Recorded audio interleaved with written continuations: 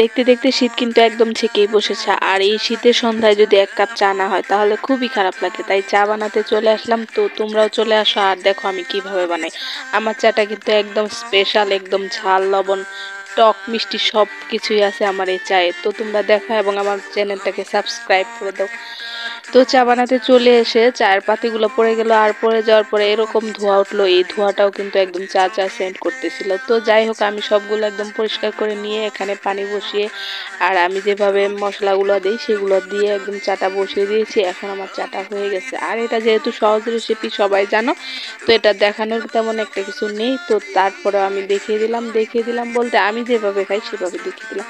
তো এখানে আমি 3 চামচ পরিমাণ চিনি নিয়েছি, আর চাটা লিকারটা আমি ঢেলে দিলাম, এর মধ্যে একটু দুধ।